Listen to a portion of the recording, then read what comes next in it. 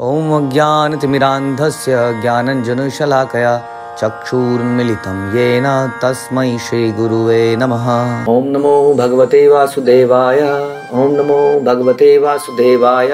ॐ नमो भगवते वासुदेवाय। हमने नया अध्याय शुरू किया, आप जानते हैं हमने अध्याय शुरू किया, अध्याय संख्या 7 खंड पहला, जिसमें हम द्रोण के पुत्र को कैसे दंड किया गया वो पूछेंगे, वो बताएंगे।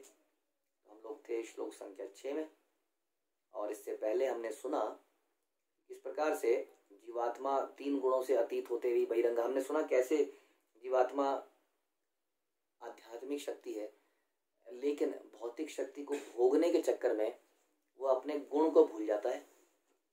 जैसे हमने सुना कीचड़ के अंदर व्यक्ति जाता है सोने का टुकड़ा लेने के लिए और कीचड़ में फंस जाता है। ऐसे में भगवान ही उसकी मदद करते हैं। तो हमने सुना भगवान ने जो संसार बनाया है, ये देखने में लगता है कि बड़ा दुखी संसार, ऐसा बनाया क्यों भगवान ने, आखिर में ऐसा क्यों किया। तो हमने ये समझा कि संसार भगवान ने कष्टदायक इसलिए बनाया है ताकि हम सुधर सकें, लेकिन हमें केवल कष्ट नहीं देते हैं, साथ में शास्त्र भी देते हैं, साथ में गुरु देते हैं, भक्त देते हैं, और खुद भी आते हैं कि अब तो समझ जाओ, इस कीचड़ से निकलो। रस्सी फेंकते हैं, मदद देते हैं। तो हमें लपकना होगा, मेहनत हमें करनी होगी निकलने के लिए। ठीक है, तो हम श्लोक संख्या 6 से शुरू करेंगे। ओम नमो भगवते वासुदेवाय। ओम नमो भगवते वासुदेवाय। ओम नमो भगवते वासुदेवाय। अनर्थ उपशमं साक्षात् भक्ति योगम मधोक्षजे लोकस्य जानतः विद्वान चक्रे सात्वत संहिता। जीव के भौतिक कष्ट जिन्हें वह अनर्थ समझता है, जीव के भौतिक कष्ट जिन्हें वह अनर्थ समझता है, भक्ति योग द्वारा प्रत्यक्ष रूप से कम किए जा सकते हैं, किंतु अधिकांश जन इसे नहीं जानते। इसलिए विद्वान व्यासदेव ने इस वैदिक साहित्य का संकलन किया है, जिसका संबंध परम सत्य से है। अब देखिए, ध्यान से सुनिए। जीव के भौतिक कष्ट, यानी कि हम सबको कुछ भौतिक कष्ट आते हैं, हम जानते हैं। जन्म, मृत्यु, जरा, व्याधि, यानी कि पैदा होना एक कष्ट है, हम जानते हैं कितना कष्ट है उस प्रोसेस में। उसके बाद में जन्म, उसके बाद में मृत्यु। मृत्यु आप जानते हैं कितना बड़ा कष्ट है। बीमारी, कोई आदमी बीमारी से बच नहीं पाता है। पूरे जीवन काल में हमें कई तरह की बीमारियां होती हैं, कई बार इतनी खतरनाक होती हैं कि हमें हॉस्पिटलाइज करना पड़ता है, कई बार ऑपरेशन करने पड़ते हैं। और बुढ़ापा कितनी बड़ी समस्या आप समझते हैं। अपने नाखून काटना भी एक बहुत बड़ी समस्या हो जाती है। छोटा सा काम जो आज की डेट में हमारे लिए छोटा सा काम है, लेकिन बड़े होकर अपने नाखून काटना तक बहुत बड़ा काम हो जाता है। अपनी शेव बनाना बहुत बड़ा काम हो जाता है, बालों को बनाना।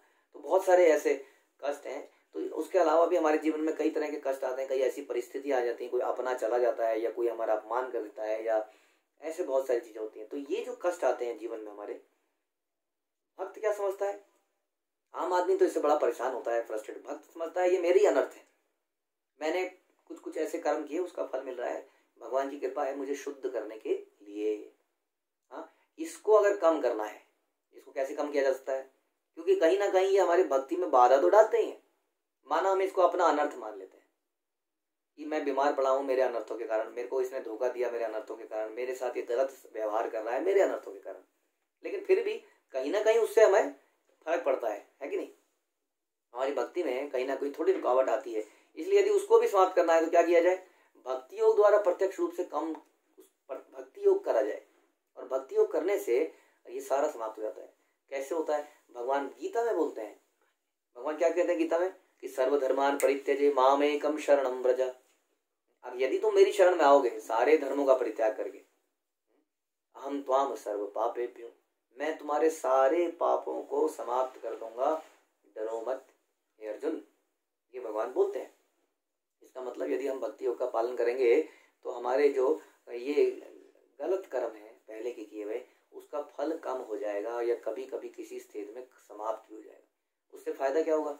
उससे फायदा ये होगा कि हम भक्ति को थोड़ा सुचारू रूप से कर पाएंगे। हालांकि उन्नत अवस्था में जब भक्त बहुत ही ज्यादा सीरियस हो जाता है, तब उसके जीवन में आने वाले कष्ट जरा सा भी प्रभावित उसको नहीं कर पाते, जरा सा भी प्रभावित नहीं करते। अगेन, जैसे हमने हरिदास ठाकुर के बारे में सुना, हरिदास ठाकुर को 21 बाजारों में उसको कोड़े मारे गए, उसके बाद उठा के गंगा जी में फेंक दिया गया।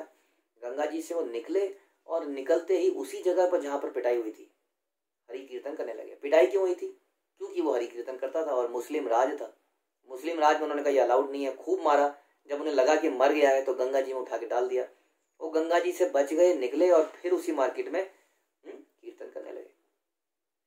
तो यानी कि जो उन्नत भक्त होते हैं उन्हें अपनी परिस्थितियों का प्रभाव नहीं पड़ता, लेकिन हम क्योंकि उन्नत नहीं है हमें पड़ता है ना, तो इसलिए हमारे लिए तो वैसे हमारे लिए भी इंपॉर्टेंट है। देखिए भक्ति योग हर किसी के लिए इंपॉर्टेंट है। सर्व काम मोक्ष काम अकाम उदार, मतलब किसी भी कोई इच्छा नहीं है उसके लिए भी भक्ति योग, बहुत सारी इच्छाएं हैं उसके लिए भी भक्ति योग, मोक्ष की इच्छा है उसके लिए भी भक्ति योग। ये एक ऐसी दवाई है जो हर किसी के काम आती है। तो भक्ति योग के द्वारा वो अपने इन भौतिक कष्टों को कम कर सकता है ताकि अपनी भक्ति को सुचारू रूप से कर सके। किंतु अधिकांश जन इसे जानते ही नहीं है। अधिकांश जन इसलिए पंडितों के चक्कर में पड़ते हैं, अपना हाथ दिखाए जाते हैं इधर उधर। पंडित जी बताइए ये कष्ट कैसे चलेगा, वो कहते हैं जी ऐसा ऐसा करिए, शनि को इतना तेल चढ़ाइए, उसके बाद में यहाँ पर 2100 रुपये दीजिए, अगले हफ्ते में मिलिए, एक काली बिल्ली आएगी उसके गले में घंटी बांध दीजिए, वहाँ पे मिर्ची और क्या कहते हैं उसको, नींबू, उसका एक वो लगाइए, उसको फेंक दीजिए चौराहे पे वगैरह वगैरह। वो कहता है यहाँ पे झाड़ू करा लीजिए, झाड़ करवा लीजिए, क्या क्या चक्करों में हम फंस जाते हैं। तो जानते ही नहीं है कि कितना सरल उपाय है भक्ति योग, जिससे न केवल अनर्थ समाप्त होंगे, कष्ट समाप्त होंगे, बल्कि भगवान की परम भक्ति प्राप्त होगी।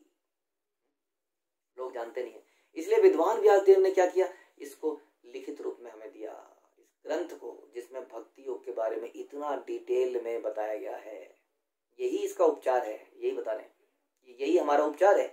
यदि हम भागवत पढ़ेंगे नित्यम भागवतम सेवया तो हमारे अनर्थ भी समाप्त होंगे, साथ ही साथ क्या होगा, हमारे हृदय में भक्ति पैदा होगी। लेकिन श्रवण तथा कीर्तन की संस्तुत विधियों में से भौतिक जगत के व्यर्थ तथा अवांछित दुखों को तुरंत कम किया जा सकता है। तो श्रवण और कीर्तन, भक्ति योग में भी श्रवण और कीर्तन सबसे महत्वपूर्ण है। यानी कि भगवान के नामों का जप, उनके नामों का कीर्तन और भगवान की कथाओं का जैसे भागवत आदि का श्रवण। जब हम पठन करते हैं, पठन को भी हम श्रवण मानते हैं, ठीक है। तो पठन और श्रवण को आप एक ही मानिए। तो ये दवाई जो है व्यासदेव ने बड़ी कृपा से हमें दी। यस्याम वे सूर्यमाणायाम कृष्णे परम पुरुषे भक्ति रूप अद्यत्ते पुंसा शोक मोह भयापह। इस वैदिक साहित्य के श्रवण मात्र से पूर्ण पुरुषोत्तम भगवान श्री कृष्ण की प्रेमा भक्ति की भावना तुरंत अंकुरित हो जाती है, जो मोह शोक तथा भय की अग्नि को तुरंत बुझा देती है। तो वैदिक साहित्य के श्रवण मात्र से पूर्ण पुरुषोत्तम भगवान, देखिए सारे वैदिक साहित्य का अल्टीमेट पर्पस बताया जा रहा है। अल्टीमेट पर्पस क्या है, कृष्ण की प्रेमा भक्ति। वास्तव में संसार में जितने भी रिलीजन है, धर्म है, उन सबका एक ही पर्पस है, भगवान से प्रेम पैदा करना। लेकिन जो व्यक्ति भगवान को मानता ही नहीं है, उसको प्रेम कैसे पैदा किया जाए, इसलिए उसको डराया जाता है। इसलिए जो नास्तिक भी है, कई बार अपना बिजनेस ओपन करता है तो कहता है किसी पंडित को बुला के कुछ करा लो जी, गणेश जी की पूजा करा लो, ये करा लो, कुछ मुसीबत है तो टल जाए। यानी कि डरते तो सब है। प्रेम पैदा करना तो बहुत ही उन्नत व्यक्ति का काम है, लेकिन डर सबके अंदर हो जाता है। इसलिए डराने के लिए कुछ कुछ ऐसी चीजें बता दी जाती हैं शास्त्रों में, वैदिक साहित्य में। लेकिन भागवत तो क्या है, पका हुआ फल है वैदिक साहित्य का। इसमें तो केवल आनंद ही आनंद मिलेगा, इसमें शुद्ध प्रेम मिलेगा। तो इसका उद्देश्य क्या है, इसका उद्देश्य है कि हमारे हृदय में भगवान के लिए प्रेम पैदा। वास्तव में सारे रिलीजन, सारे शास्त्र, हर का उद्देश्य यही है। केवल आप खुद ही सोचिए, अपने पिता के बारे में जान के हम क्या करेंगे। यदि पिता से प्रेम नहीं किया तो, या यदि पिता की सेवा नहीं करी तो क्या करेंगे जान के, केवल इंफॉर्मेशन के लिए। जैसे हम जानते हैं अमेरिका के प्रेसिडेंट ये है, जैसे बच्चों को सिखाया जाता है जीके के अंदर, हाँ जी बताइए यहाँ की कैपिटल कौन सी है, यहाँ का प्रेसिडेंट कौन सा है, यहाँ का ये। केवल नॉलेज के लिए भगवान को जानना तो कोई लॉजिक नहीं लगता। यदि भगवान को जानकर उनकी हमने सेवा नहीं करी, प्रेम नहीं किया, तो क्या फायदा हुआ। और यहाँ बता रहे कि जब हम भागवत इत्यादि का श्रवण करते हैं तो कृष्ण के लिए प्रेम भक्ति की भावना अंकुरित हो जाती है। ऐसा तो नहीं है कि आज आपने लेक्चर सुना और कल आपके हृदय में प्रेम पैदा हो जाएगा। प्रेम का बीज बो दिया जाता है। जैसे वो सुनता है भगवान के बारे में तो समझ लीजिए बीज उसके हृदय में आ गया। उसका नित्य पोषण करना पड़ता है, उसको नित्य पानी देना है, उसमें खाद डालनी है, उसकी खरपतवार को हटाना है। कैसे? हाँ, खाद क्या है, पानी क्या है, श्रवण कीर्तन, ये उसके पोषण है। और वीड्स क्या है, खरपतवार क्या है, ये है अपराध, भक्ति उठा अनर्थ, वैष्णव अपराध वगैरह वगैरह, नाम अपराध, ये अपराध है। इन वीड्स को हटाते जाना है। क्योंकि भक्ति के दौरान कई बार मान सम्मान मिलता है, उसके कारण भी कुछ बुराइयां हमारे अंदर हृदय में आ जाती हैं, हाँ? या पुरानी बीमारियां जो हमारे अंदर चल रही हैं वो चलती हैं, उसके रहते हम कई बार वैष्णव अपराध कर देते हैं, किसी से जोर से बोल देते हैं, गंदे तरीके से बोल देते हैं। तो इससे इस बीज को बचाना पड़ेगा। जो बीज आपके हृदय में डाला जा रहा है, इसको बड़े अच्छे से इसको श्रवण करके, कीर्तन करके इसको पानी दीजिए, खाद दीजिए, लेकिन अपराधों से बचिए, जिसमें मुख्य है वैष्णव अपराध, गुरु अपराध, नाम के प्रति श्रद्धा न होना, शास्त्रों के प्रति श्रद्धा न होना, गलत व्यक्ति को प्रचार करना जो कि एनवियस व्यक्ति है, नाम के बल पर पाप करना इत्यादि। इनसे हमें बचना है। यदि इसकी पूरी लिस्ट है तो सवेरे के हमारे प्रोग्राम में आइए, 5 बजे हमारी मंगला आरती होती है, उसके बाद में रोज हम इन अपराधों को बोलते हैं। तो ये अंकुरित होती है, भक्ति का बीज अंकुरित होता है, जो शोक मोह और भय की अग्नि को तुरंत बुझाता है। देखिए इस संसार में बड़ी हम होते हैं, संसार दावानल लीडलो का, सुबह सवेरे सुनते होंगे आप लोग 5 बजे। इस संसार में आग लगी है जबरदस्त, इस आग से सब लोग जल रहे हैं बड़ी बुरी तरह से। संसार दावानल, बड़ी तेजी से आग लगी है, जैसे जंगल की आग होती है, बड़ी तेजी से फैल रही है। और वास्तव में आग क्या है? कई बार कोई पूछेगा कि क्या, कौन सी आग की बात कर रहे हैं, सवेरे सवेरे 5 बजे आग लगी है, आग लगी है, कौन सी आग लगी है? ये आग लगी है शोक मोह और भय की, ये आग लगी है इंद्रिय तृप्ति की इच्छाओं की। तो वास्तव में हर व्यक्ति इससे बड़ी बुरी तरह से जल रहा है, जल रहा है कि नहीं? मोह से। हमारे संसार में बहुत सारे कष्ट इसलिए हैं क्योंकि हम चीज़ों से अटैच्ड हैं, कई चीज़ों से, और वो चीज़ें जब हमसे छूटती हैं तो बड़ी अग्नि लगती है।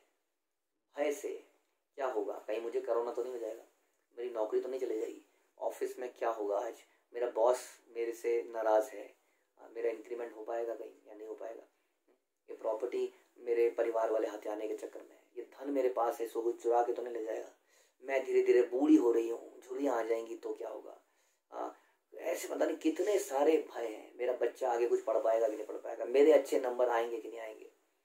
हम हमेशा भयभीत रहते हैं संसार में, हमेशा कोई ना कोई भय हमें सताता है। जो भक्त नहीं है वो हमेशा भयभीत रहता है। तो ये जो है भय की अग्नि, मोह की अग्नि और शोक की अग्नि, हाय ये नहीं हुआ, हाय काश ऐसा हो जाता, काश मेरे साथ ऐसा होता, हम हमेशा लेमेंट करते रहते हैं किसी न किसी चीज के ऊपर। तो ये अग्नियां हैं, यही वास्तविक अग्नि है। और इस अग्नि को कौन बुझा सकता है? ये भगवान के प्रति जो प्रेम पैदा होता है, जो हम भागवत सुनते हैं, उससे जो हमारे हृदय में प्योरिटी आती है, ठहराव आता है, इसी से ये अग्नि बुझ सकती है। नहीं तो ये अग्नि हमें जला देगी। आप देखेंगे कि इस अग्नि के अंत में हमें कुछ प्राप्त नहीं होगा, हम हाय हाय करते रहेंगे। जैसे कि भगवान गीता में ही बताएंगे आगे, दूसरे अध्याय के अंतिम श्लोक में, किस प्रकार से समुद्र इतना गहरा होता है कि सारी इच्छाओं को अपने अंदर दबा लेता है। कौन सी इच्छाएं समुद्र के अंदर जाने वाली? वह नदियां जो निरंतर उसके अंदर गिरती रहती है, लेकिन उन नदियों को समुद्र अपने अंदर समा लेता है, उफान नहीं मारता है। यानी कि समुद्र में कभी बाढ़ आती हुई सुना नहीं होगा आपने कि समुद्र में ब्रह्मपुत्र क्या है, ब्रह्म जो नदी है, या ऐसी जो नदियां हैं हर साल बाढ़ आती है, वो सारी नदियां कहाँ गिरती हैं? समुद्र में गिरती हैं। इस प्रकार से जो व्यक्ति अपनी इच्छाओं को शांत करने का प्रयास करता है वही संतुष्ट होता है। ऐसा हमें लगता है कि यदि हमने अपनी इच्छाएं पूरी नहीं करी तो हम डिससेटिस्फाइड हो जाएंगे, लेकिन इट इज वेरी इंटरेस्टिंग कि जितना हम अपनी इच्छाओं की पूर्ति करेंगे उतना हम भयभीत ज्यादा होंगे, उतना मोहित ज्यादा होंगे, उतना ज्यादा शोक होगा। इसको यदि दूर करना है तो क्या कीजिए? आप भगवान की कथाओं को श्रवण कीजिए, इससे भक्ति की अंकुरित होगा। और उससे क्या होगा? भक्ति अंकुरित होने से ये सारे कष्ट, ये अग्नि बुझ जाएगी। यहाँ पर बताया जा रहा है भक्ति में सेवा का अंतिम फल भगवान के प्रति सच्चा प्रेम है। ध्यान रखिए, हम जो भी कर रहे हैं उसका अल्टीमेट प्रयोजन जो है, हमारा प्रयोजन क्या है? हमारा प्रयोजन है भगवान के प्रति प्रेम। लेकिन प्रेम शब्द ऐसा है जो प्राय स्त्री और पुरुष के बीच को समझा जाता है कि स्त्री पुरुष जो आपस में प्रेम करते हैं, गले मिल लेना या किस कर देना, लोग सोचते हैं ये प्रेम है। लेकिन प्रेम जो है उसको समझना पड़ेगा, प्रेम क्या है। प्रेम एक ऐसी वस्तु है, यानी कि दूसरे के भले के लिए उसकी सेवा करना, उसको आनंद देने का प्रयास करना, सच्चा प्रेम। आप बदले में कोई इच्छा न करना, जो हम बोलते हैं ये अन्य अभिलाषिता शून्यम, ये शुद्ध भक्ति है, सच्चा प्रेम है, जो वाकई में भगवान से किया जा सकता है, आध्यात्मिक धरातल पर किया जा सकता है। क्योंकि इस संसार में ना तो हम शुद्ध है, ना सामने वाला शुद्ध है, ना तो पत्नी इतनी शुद्ध है, ना ही पति भी इसी तरह शुद्ध है। इसलिए शुद्ध प्रेम उनका आपस में पैदा ही नहीं हो सकता। कहीं ना कहीं कोई ना कोई एक्सपेक्टेशन दोनों की एक दूसरे से है। अगर मैं इतना कर रही हूँ तो तुम्हें इतना तो कम से कम करना ही पड़ेगा।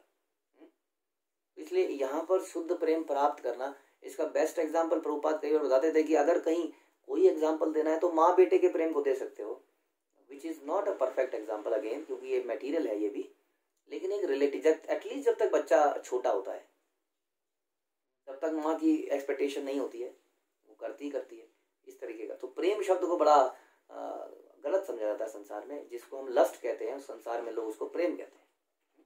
तो हमें समझना पड़ेगा कि सच्चा प्रेम क्या है, भगवान से प्रेम कैसे किया जाए। लोग भगवान से प्रेम करते हैं तो सोच लेते हैं कि अब हमारा हक बन गया है, हम भगवान से कुछ मांग भी सकते हैं, उन्हें बुला भी सकते हैं, उन्हें आना पड़ेगा। ऐसी जोर जबरदस्ती प्रेम में नहीं होती। सह संहितां भगवतीं हित्वा अनुक्रम्य चात्मजं शुकम् अध्यापयामास निवृत्ति निरतं मुनि। श्री भागवत का संकलन कर लेने तथा उसे संशोधित करने के बाद महर्षि व्यासदेव ने इसे अपने पुत्र श्री शुकदेव गोस्वामी को पढ़ाया, जो पहले से ही आत्म साक्षात्कार में निरत थे। तो ये श्रीमद् भागवतम इतना इंपॉर्टेंट ग्रंथ है कि यदि किसी ज्ञानी व्यक्ति को भी पढ़ाया जाए, जो कोई जिसके हृदय में कोई इच्छा नहीं है, विरक्त है, जैसे कि शुकदेव गोस्वामी, तो व्यासदेव ने क्या किया, व्यासदेव ने इसको संकलित किया सारे ग्रंथ को और अपने पुत्र को सुनाया, जो कि हमने शुरू में सुना था कि कैसे शुकदेव गोस्वामी अपना घर छोड़ के जा रहे थे जंगल की तरफ, कि मैं घर में नहीं रहूंगा, मैं आसक्त नहीं होऊंगा। और जैसे ही उन्होंने श्रीमद् भागवत सुनी तो तुरंत एकदम से अट्रैक्शन हुआ भगवान के लिए। वो भगवान के साकार रूप को नहीं जानते थे, वो एक केवल ब्रह्म को जानते थे और उसी से अट्रैक्ट थे। वो जानते थे कि हम एक आत्मा है, ये संसार एक दिखावा है, ये सब तो जानते थे, लेकिन वो भगवान की शुद्ध लीलाओं को अट्रैक्ट करने वाली लीलाओं को नहीं जानते थे। जैसे उन्होंने भगवान की लीलाएं सुनी, किस प्रकार उन्होंने पूतना का वध किया और पूतना को अपनी माँ बना दिया अपने इटरनल जगत के अंदर, ऐसी ऐसी कथाएं जब उन्होंने सुनी तो बड़े अट्रैक्ट हो गए। ये कौन है, किसके बारे में चर्चा हो रही है, परम पुरुषोत्तम, पूर्ण पुरुषोत्तम भगवान श्री कृष्ण है, इनके बारे में और बताइए और बताइए।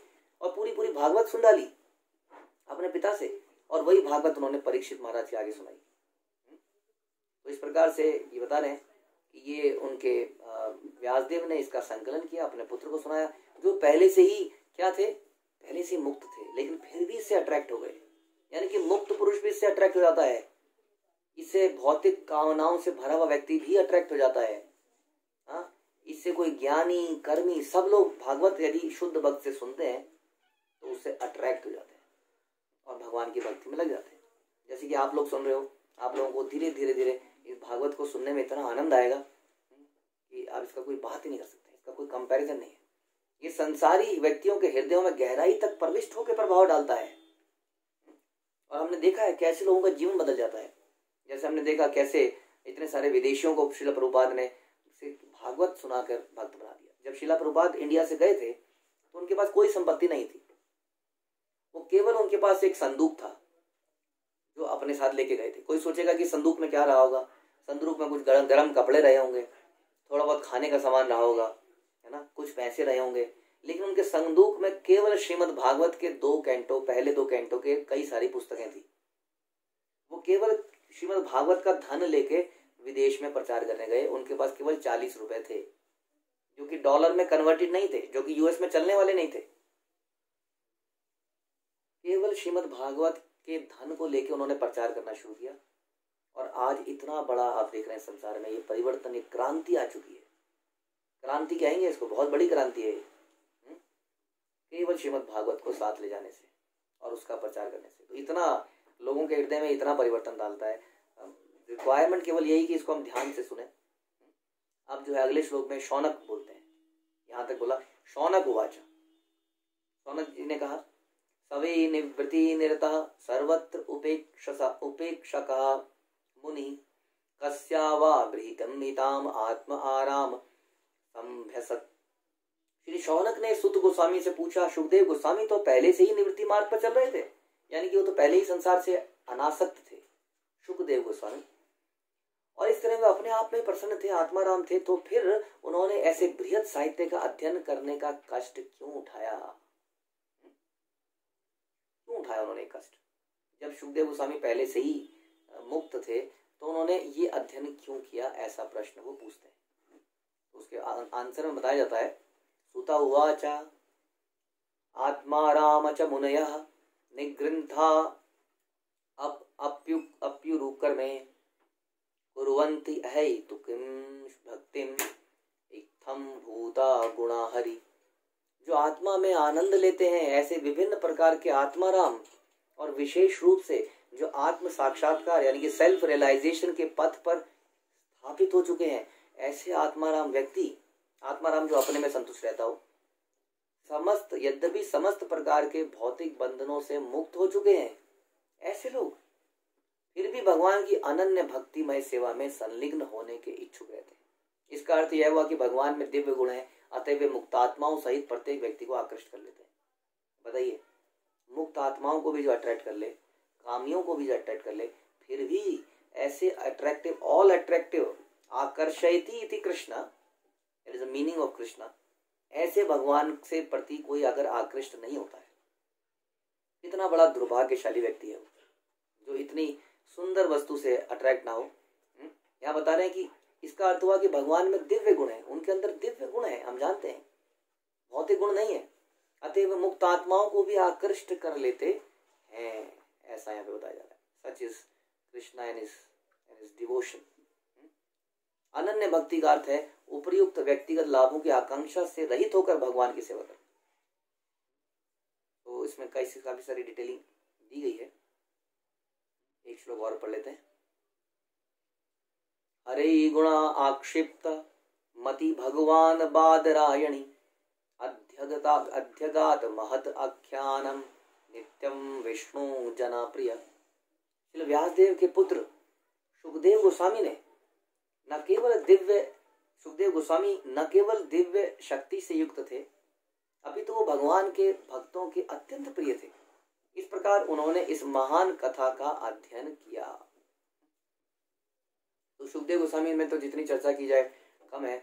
आप जानते हैं कि एक बार मैंने बताया था कि सुखदेव गोस्वामी को एक बार राजा जनक के यहाँ भेजा गया, उनकी ट्रेनिंग के लिए उनको भेजा गया राजा जनक के यहाँ। तो राजा जनक ने क्या किया, राजा जनक ना ओके कौन आया है, सुखदेव गोस्वामी आया जी। तो उनको राजा थे, राजा जनक आप जानते हैं, तो उन्होंने बोला कि अच्छा बाहर वेट करने को बोलो, आप वेट कीजिए। तो वेट करते रहे, सवेरे से शाम हो गई, शाम तक बाहर नहीं आए। हाँ, फिर वो वहीं पे सो गए।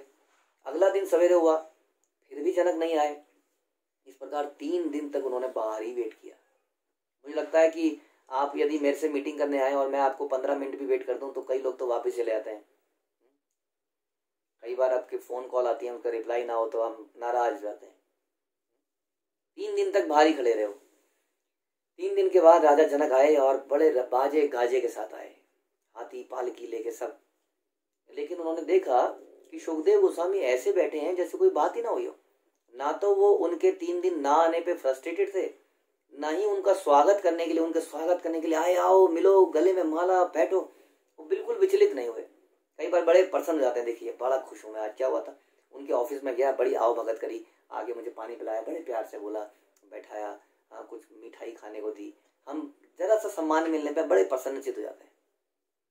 तो सुखदेव गोस्वामी ना तो 3 दिन वेट करने पे दुखी हुए, ना ही उनका सम्मानित करने पर उन्हें कुछ अट्रैक्शन हुई। तो राजा जनक कहते हैं मन ही मन में, ये पहला टेस्ट तो पास हो गया इसका।